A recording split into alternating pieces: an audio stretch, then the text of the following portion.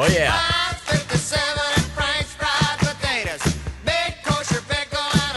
A little something to whet your appetite for the weekend. I had a dream last night. That song was in the dream. It was kind of weird. And I was eating a big old burger, too. Big old hamburger. Oh, it was foodgasmic. Is that a word? It is now. All righty. On a more serious note, something we touched on the other day. Can something like what happened in Ferguson, Missouri, can it happen here? Can it happen in Bismarck or North Dakota? I think you better think very seriously about this because, remember, a lot of people in Ferguson didn't think it could happen either. Oh, boy. Number here is 663-1270, 663-1270. Jim Walsh on Super Talk 1270 and supertalk1270.com. Obviously, one of the big stories this week has been this cluster kerfuffle in Ferguson, Missouri. And I'm sure a lot of people here in North Dakota, the Peace Garden State, are sitting back on their laurels very smugly and going, well, it'll never happen here, right? Well, yeah. How do you know? How do you know it won't happen? You know, this ain't just a lily-white German Scandinavian community anymore. We're becoming like the big boys here. We're becoming more, shall we say, culturally diverse. One of the results, the upshot, if you will, of the recent economic developments with the oil and everything else, is we have a lot of people moving into this part of the country from different walks of life. It's no longer just German and people pretending to be German. You have a lot of people out there who are not German, and they're not even Lutheran. Oh, remember when the idea of open-mindedness in North Dakota was to marry a non-Lutheran? Okay, he's Catholic. Well, okay, yeah. Lutheran or Catholic, whichever, but mainly Lutheran. Well, those days are gone, and they ain't coming back. So you better learn to deal with that. And the thing is, as new and different cultures come into this town, whether you like it or not, they're coming. They're going to bring their own mental baggage right along with them. And as they start to mix with the people here who already have their own mental baggage, what do you think is going to happen? I hope it doesn't happen here. I really do. And I can imagine a lot of people, number here, 663-1270. And the question is, could something like Ferguson happen here? I don't know. I guess the real question is, how are the different cultures, the different races, the different groups, how are people getting along around here? Are they really getting along, or is it just that same old veneer of politeness, which may or may not be hiding an undercurrent of hostility? Unfortunately, you see a lot of that around here. You see a lot of people who are polite to your face, but you just know that underneath there's, you see it in their eyes, there's something going on underneath, So you tell me if you think it's going to be a problem. I hope it's not. Good morning. You're on Super Talk 1270. Thanks for calling. Yeah, this is Dale Parks. I wanted to make a comment. Yes, sir. Go ahead. Well, what I'm seeing is, as far as politeness goes, hang on a second. Yeah, turn down your radio. I think you got a little slap back. Feedback here. I understand. Go ahead, sir. Politeness goes, I'm a recent immigrant from Washington State, and Sure. The politeness is extremely high. Whether it's phony or not, I don't know. Yeah. And I'm not the one to judge it. Okay. But I'm very, very happy to move to this state because I have job opportunities like I've never seen before. Okay. Before, I moved out of Washington State because it was the employer's paradise. He would have 50 applications on his desk, pick and choose, any little thing, you're out. In this state, it's the employee's paradise, to where everybody wants to hire you. Well, I don't know about that so much. Again, the question though we're talking about is what about these folks coming in who are, of color or of different cultures? Do you think everybody's going to be able to get along? Well, I'll put it this way. I won't name the store I work at, but I work at a store where at night where about half the employees are black, and Okay. they are from Africa. And quite a few of them don't even speak English. Right. Everybody gets along with everybody. The ones that do pick up the English are happy to work with us. And they just, the one thing I don't like is they tend to find a little corner and bow down to Allah, which is against the company policy. Really? They'll do it anyway. Okay, we have to move on here very quickly. So you don't think it's a problem? I really don't think it's a big problem from the people that I've seen that come in here legitimately. Okay, we got to run here. Thank you for your input, sir. Very good call. Thank you. Supertalk 1270, supertalk1270.com. Something like what happened in Ferguson. Now, I'm going to address that fellow's comments in a couple of minutes here. But the question is, could it happen here? Number is 663-1270. Love to hear from you. Jim Walsh on Supertalk 1270 and supertalk1270.com. Currently, it's 72. Get the app called Radio Pup for your iPhone and take us everywhere you go. Bismarck and Mandan's own Super Talk 1270. And the question is, what happened in Ferguson, Missouri? Or Missouri. No, it's Missouri, actually. That's the technical way to say it. If you're local, if you're a Missourian. What happened there? Can it happen here? I think we need to think about it because here's the thing. If you don't think about it, if you just brush it off and say it's not going to happen, then yeah, maybe it will happen here for precisely that reason. Number here is 663-1270. Jim Walsh on Supertalk 1270. Now, we just heard from a local fellow who said that he works with Africans, and they're actually not African Americans, though. It's a different culture. That's one of the first things you need to understand. I mean, there is no one cohesive, homogeneous group called black people. You got your Africans, you got your African Americans, and within those groups, you also have subgroups, subdivisions, if you will. That's the first thing you need to learn, is to not think in terms of what you see in the media, what you see on TV detective shows and in hip-hop videos. It's a little more complicated than that, all right? But the point is, it's becoming more of a cultural mixture in this town, in this state. It's not just the white Germans and the white not quite Germans anymore. You may not like that. I don't know why somebody wouldn't. But the point is, it's happening, whether you like it or not, and you better learn to deal with it. Number here is 663-1270. Comments also welcome on the website at supertalk1270.com. All kinds of great audio there on demand as well. Now, bear in mind, when you say it can't happen here, there are a lot of people in the little town of Ferguson, Missouri, who probably thought the same thing. Well, we're not like those big towns. We're not even like St. Louis right down the street. We're not like Detroit or Los Angeles with this bubbling, angry subculture with their mental baggage. No, we're not like that. You sure? They didn't think, I'm sure in Ferguson, the Caucasian city fathers didn't think they were like that either. Just saying.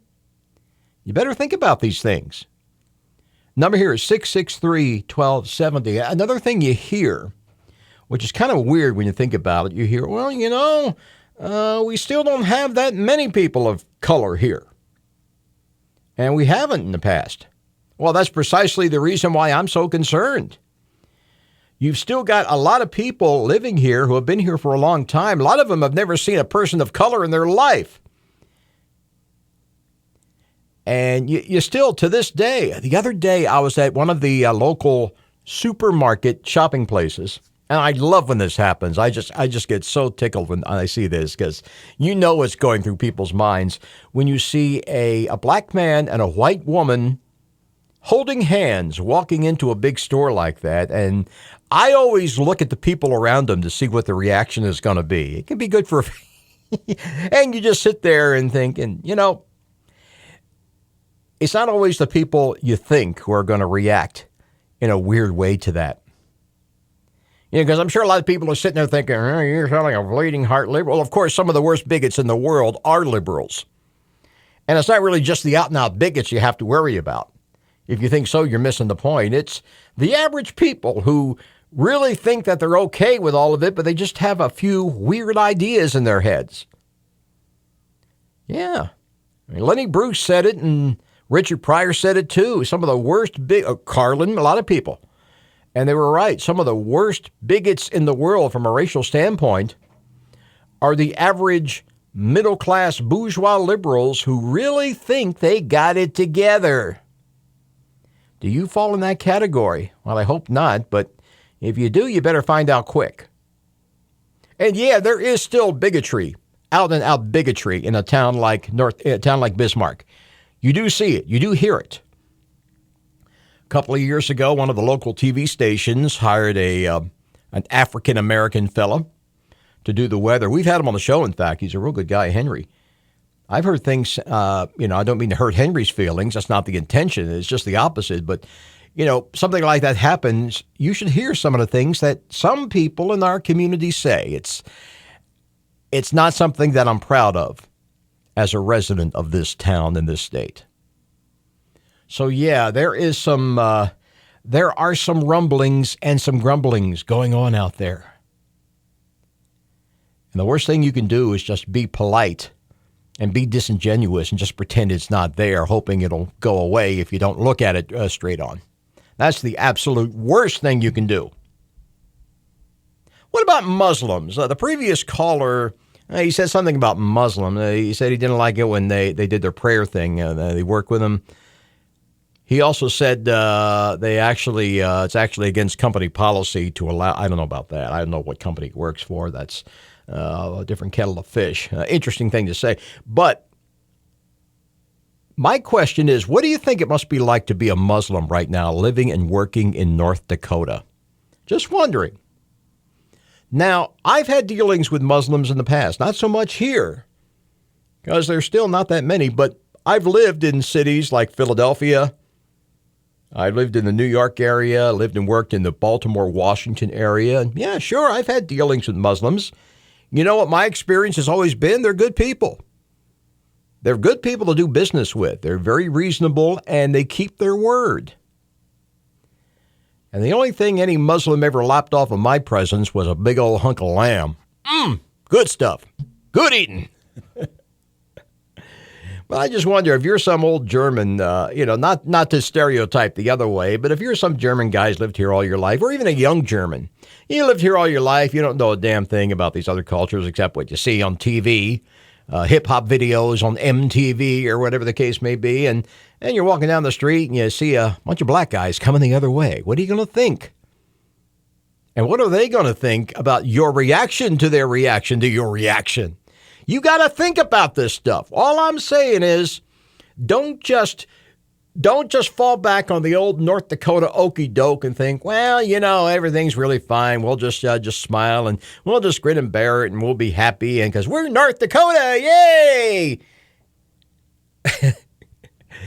I know it sounds like I'm oversimplifying. I wish I was, but there really are a lot of people in this town who think just that way, and that's literally as far as they go with it.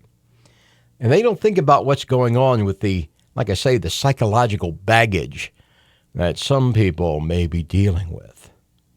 All right?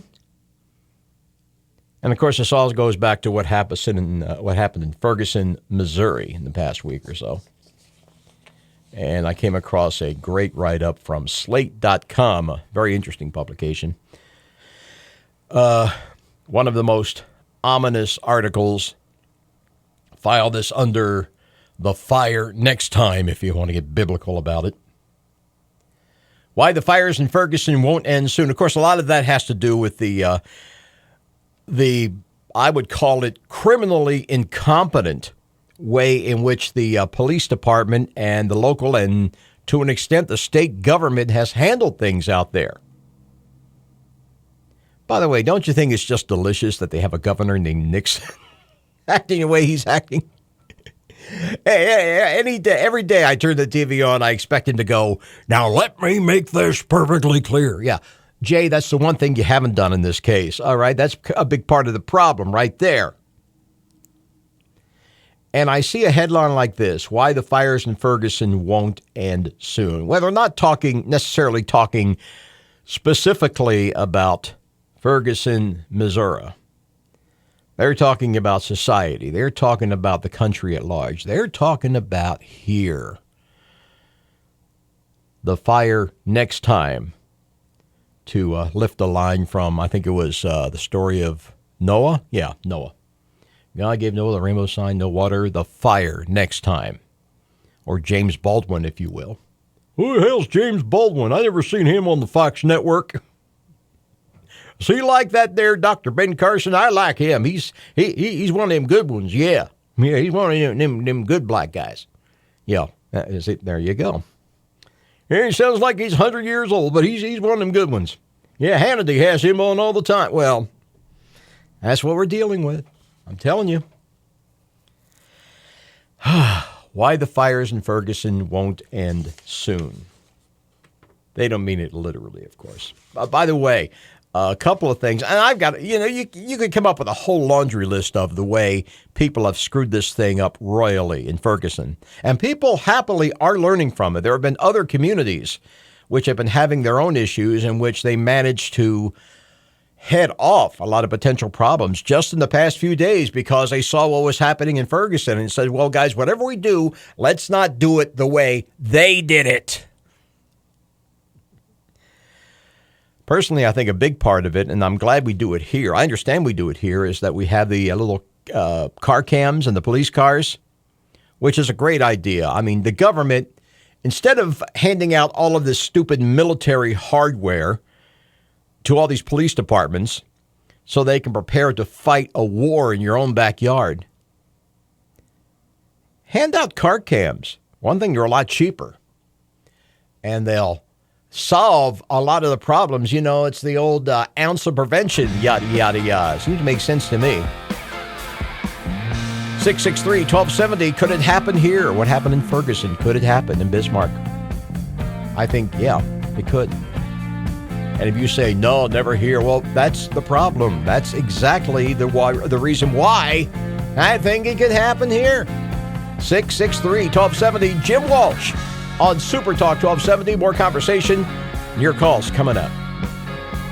Currently, it's 72. You're never more than a few minutes from a weather update here on Super Talk 1270. No water, the fire next time. That line from the Bible, from Genesis. Well, that Phil Collins, he was a hell of a writer. Referring, of course, to what happened in Ferguson this week. And just in case you were thinking that kind of racial, societal unrest thing was part of our past, something that happened back in the 60s, man. Yeah, it can't happen today. Everybody's too enlightened. Well, maybe not. Maybe that's not the case. Maybe it can happen here. And if you're saying it can't, if you're just brushing it off, well, that's precisely why I think you should be concerned. Number here is 663-1270. Jim Walsh on Super Talk 1270. Love to get your comments on this. Now, there have been a couple of developments regarding the Ferguson mess in the last couple of days. The violence, I would say, I'm going to stick my neck out and say it looks like finally the worst is over. And we know that for one thing because Al Sharpton is no longer there. Al went home. The Reverend Al went back to New York to, do whatever he does there. But we have a report. CNN finally came out with the real story on the rumor that Michael Brown was the young man, if you will, the 18-year-old who was shot by the policeman named Darren Wilson. And we still don't really know what exactly happened. There's a lot of speculation. And unfortunately, and this really irks me, a lot of people who are believing what they want to believe because they want to believe it. And you got to stop doing that, too. You know, everybody should take a little bit of time out of their day to deliberately seek out and listen to people that they know they're probably not going to agree with, just to hear what they had to say. You never know. You might learn something. If you're a foxhead, turn on MSNBC once in a while just to see what they're saying. Or better yet, listen to both and then turn the damn set off and think it through yourself. Oh, no, we can't do that. Oh, boy. Boy, poor old Hannity be out of a gig. People started doing that, thinking for themselves. Oh, we'll turn this off. Click. Anyway, story came out. One of the stories that came out, and we don't know. Well, now we kind of do know, actually. The story that Darren Wilson, that Michael Brown fractured Darren Wilson's eye socket. And when this story came out, of course, a lot of people jumped on it because they wanted to. And again, my question was, if this is the case, why didn't they mention it a lot sooner? It was like the whole thing about whether he knocked off the 7-Eleven or he actually bought the cigars. Well, we're reasonably sure that, he did steal the cigars, that Michael Brown did rip off the cigars. That's another one that actually goes to the other side. Yeah, he stole the cigars. As to what happened after that, things get really, really fuzzy. And by the way, if he stole the cigars, does it really matter? That's the big question in my mind. But anyway, so they said that this cop, his eye socket was broken during his confrontation. But the fact is, CNN did a little bit of digging, and they reported that the release of Wilson, the report is flat out incorrect. Wilson was taken to the hospital for the shooting. He had x-rays, which came back negative. He was treated for a swollen face. And, at this point, I would say, just don't even bother with the tweets that are coming out of there. Just don't pay any attention to them. At this stage of the game, I honestly don't know what the hell to believe. I'm pretty much ready to say, well, let's just see how everything shakes down when it actually gets to court. And make no mistake, I do believe this policeman is entitled to his day in court. I would not want to see him or anybody convicted in the so-called court of public opinion. Nancy Grace, shut the hell up. O'Reilly, shut the hell up. John Walsh, you especially. I'm sorry about what happened to your kid, but I don't want to hear from you anymore. Shut the hell up. Al Sharpton, shut the hell up. You see, we are an equal opportunity offender on this program. I don't want to hear any more about it. I started to say let the police do their jobs, but that hasn't worked very well, has it? Okay. Well, let the Department of Justice do their job. Let the media try to do their job. And at this point, I'm just going to wait and see how it all shakes out in the court system. Because the thing that really bugs me, the thing I'm really tired of is all this false information or misinformation or speculation coming out and being passed along as information, and all these people who choose to believe what they want to believe because they want to believe it. They want to believe that Michael Brown was a thug and he attacked a cop and was charging at him and trying to beat him up. Or they want to believe the opposite. We don't know. I do think that the police response to this whole thing has been, again, criminally inept. And I choose those words very carefully. I would call it criminally inept the way the police and the governments on all levels have responded to this mess. Right on up to that governor. I'm waiting to see how the feds deal with it. I'm not the most optimistic person in the world about it, but we'll see. Governor, I just love it so much that they have a governor named Nixon. Doesn't that say it all for you? I just want to say this about that. I'm not a crook. You have to trust me. Yeah, sure. Seriously, if my name was Nixon and I was running for office, I would change my damn name. I mean, how much credibility are you going to have with a name like that? That'd be like, I don't know. That'd be like a guy named Hitler trying to get the job as president of B'nai B'rith. It just ain't going to happen. No matter how good a guy you are, no matter how enlightened you are, there is that little bit of an issue of, what's in a name? Well, in this case, a lot. First thing I would do if I was the governor of Missouri is change my damn name. Davy to, I don't know, Kennedy. Or Reagan. A lot of people like Reagan. Okay, he can be Governor. See, Governor J. Kennedy said today. See, right there, a lot of people are going to go, oh, okay, he must be a cool guy. He's a Kennedy, Or Reagan. Oh, it's cool as Reagan, But Nixon, no. There's still a lot of people who remember the long national nightmare, as Mr. Ford called it. And I think that is a trail that has not yet grown cold. Still an open sore for a lot of people. Anyway, facts about Ferguson. I started to say fun facts about Ferguson. No, I'm not that cynical. Well, I am, but I didn't say it. Facts about Ferguson that the media keeps screwing up. Okay, we got a great list here somebody sent me. First of all, and we mentioned this, there is absolutely no doubt that Michael Brown did steal the cigars. I don't see how it matters, but yeah, he did. By the way, number 663-1270. And what we're talking about, in case you're just checking in, the context of all this is we're asking if this kind of thing could ever happen here because, let's face it, we are, whether you like it or not, and some people don't, but that's tough tuna because it's happening anyway.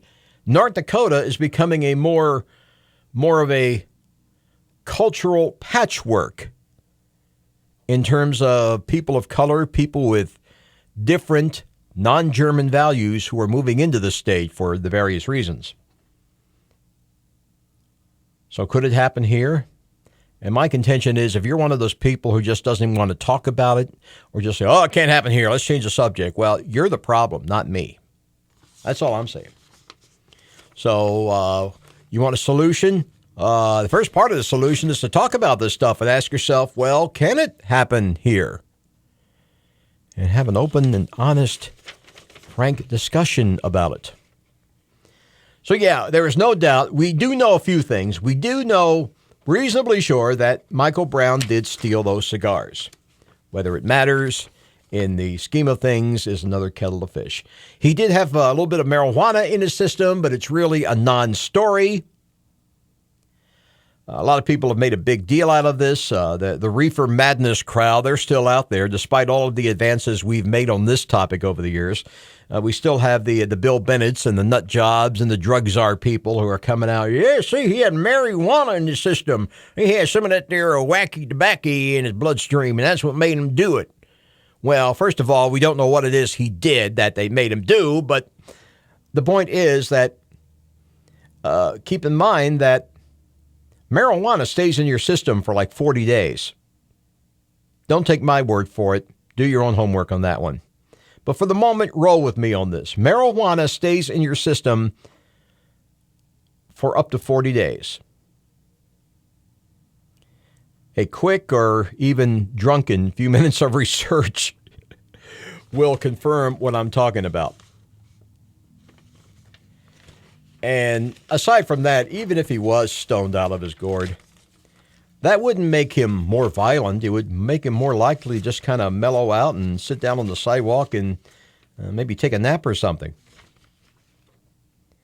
And the other thing, and we touched upon this earlier, but I do think it's very important. Stop believing what you read on Twitter and Facebook. Stop taking them at your word. Especially, don't be so quick to believe something just because you want to believe it. Whatever your own political bent happens to be, just take a moment. Be like this guy, Mark Stein. He's a conservative. He's that guy from Australia. He edits Bill Buckley's old magazine, National Review. He wrote a great article expressing his opinions on this subject. He's very skeptical of what's happening with the police and the local government there. He is definitely not towing the hard right Republican Party line, yet he is a member of that community. Yet he is thinking for himself on this issue. And I would encourage anybody, regardless of how you want to think about it, to do the same. So could it happen here? 663-1270. Jim Walsh on Super Talk 1270. More conversation and your calls coming up.